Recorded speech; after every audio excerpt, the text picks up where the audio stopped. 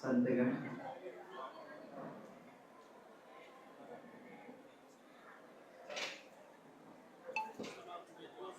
प्रशासनिक अधिकारीगण,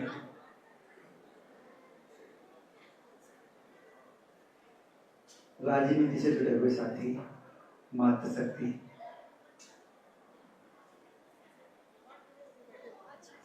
सभा में पधारे हुए साथियों, प्रभुजन, सभी को प्रणाम करता हूँ, स्वीकार करें। ज्यादातर सोचते हैं कि एक अपना घर है वो एक संस्था है, ऐसी संस्था जहाँ पर दीन दुखी असहाय लावारिस लोग रहते हैं, लेकिन ऐसा नहीं है।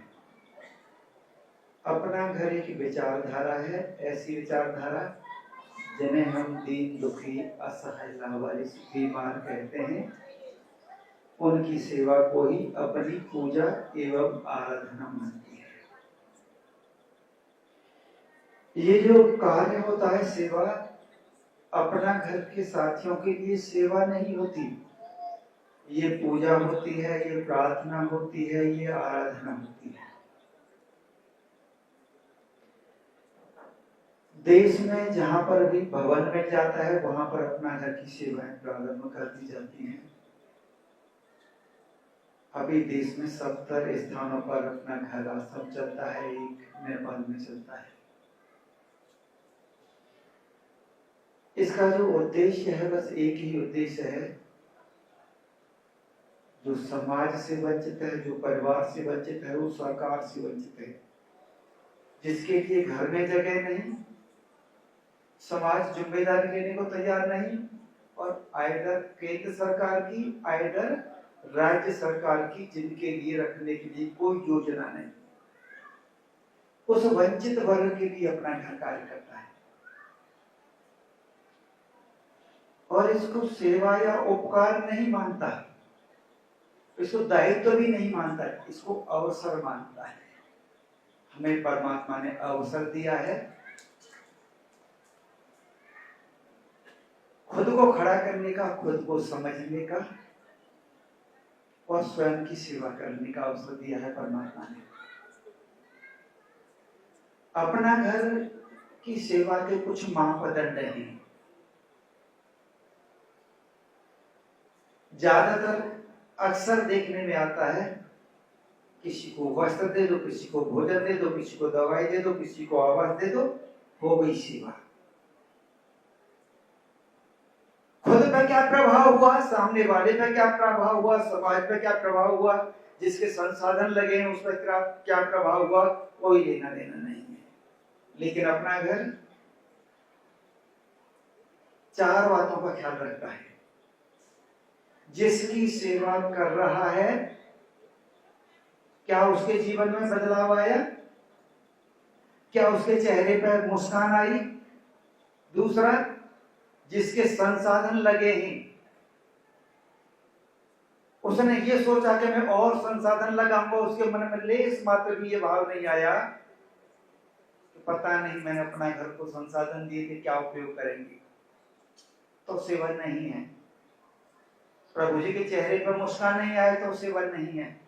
और कोई दूर से जो देख रहा है उसके मन में भी सेवा का भाव जागृत हो जाए तो सेवा है। और उसके मन में आगे भी सेल्फी लेते रहते हैं, सेल्फी का जमाना है और एक कुछ लोग आगे सेल्फी लेने वाले, तो ये मान लेना सेवा नहीं है। और खुद के मन में भी लेस मात्र शंका हो जाए या ये हो जाए मुझे धन्यवाद नहीं कहा, तो मान लेना सेवा नहीं है, सीधा सीधा व्यापार है। व्यापार में हम लोग क्या करते हैं, वस्तु दे देते हैं, पैसा ले लेते हैं, पैसा दे देते हैं, वस्तु ले लेते हैं। अगर सेवा में भी अगर हमने धन्यवाद ले लिया तो सेवा नहीं, व्यापार हो गया। ये अपना घर की विचारधारा है।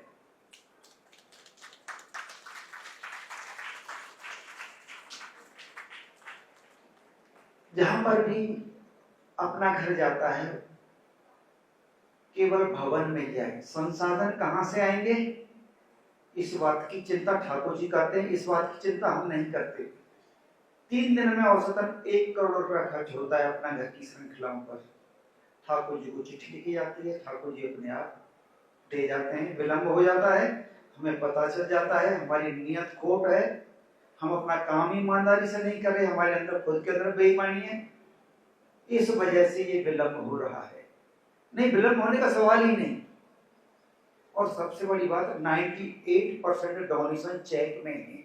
अभी यहीं पे एक हमारे साथी कह रहे थे कि डॉक्टर साहब ऐसी कोई व्यवस्था करो, कैश में भी पैसा ले लो आप, कि हमें कैश में पैसा स्वीकार नहीं मिलता। मैंने कि पैसा क्यों दे के जाते हो आप? चावल दे जाया करो, आटा दे जाया करो, वस्त्र दे दो, दवाई खरीद के दे दो। लेकिन संस्था की जो आइडियोलॉजी है वो वही रहेगी, वो नहीं बदल सकती। हम इसके लिए काम नहीं करते कि इनके जीवन में खुशहाली आए, ये खुश हो जाएगी। हम इसीलिए काम करते हैं हम खुद सुधर जाएंगे। सेवा करने से सेवा का कल्याण नहीं होता, जिसकी सेवा हो रही है उसका कल्याण हो ना हो ये जरूरी नहीं है, लेकिन जो सेवा करता है उसका कल्याण जरूर हो जाता है। जो सेवा इनके कल्याण के लिए नहीं है, जो यहां देख रहे हो आप, ये खुद के कल्याण के लिए है। इनका कल्याण करने के लिए तो परमात्मा बैठा है, हमें थोड़े नहीं लगा रखा है। हमें तो हमारे कल्याण के लिए लगा रखा है। सपोज कीजिए एक प्रभु जी हैं, एक्सीडेंट हो गया और हम उनको हॉस्पिटल लेके गए।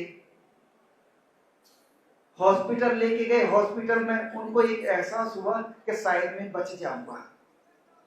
उनके अंदर ये भाव जागृत हो गया, लेकिन हॉस्पिटल जाकर उन्होंने दम तोड़ दिया। उनको तो लाभ नहीं हुआ ना, जिसकी सेवा कर रहे थे उसको लाभ नहीं हुआ। उनको दम तोड़ना था, दम तोड़ दिया, नहीं बच पाए। लेकिन सेवा करने वाले का भला हो गया, उसको दुआएं मिल गई और उसका कर्म पूरा हो गया। जिसके लिए इंसान बनके इस धरा पर आया है वो उसका दायित्व पूरा हो गया। इसमें इससे बड़ा दुनिया में कोई कार्य नहीं हो सकता। ज्यादातर हम सोचते हैं कि उपकार करते हैं, उपकार नहीं करते, उपकृत होते हैं।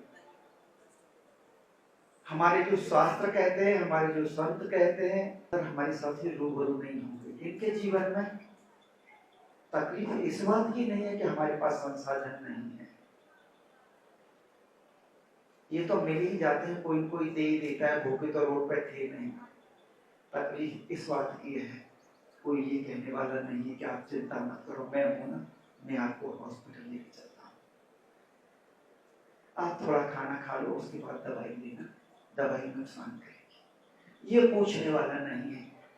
और हमारा फोकस इस बात पर नहीं रहता कि दवाई दे दी जाए, भोजन दे दी जाए, वस्त्र दे दी जाए, ये तो कहीं पे भी मिल रही थी। हमारा फोकस इस बात पर रहता है कि इनके चेहरे पर मुस्कान कैसे आए, इस बात पर फोकस रहता है। अपना घर आश्रम भरतपुर, जहाँ पर 6724 प्रभु जी हैं, 40 एकड़ में फैला हुआ है। अभी वर्ल्ड रिकॉर्ड में भी उसका, दुनिया में ऐसा कोई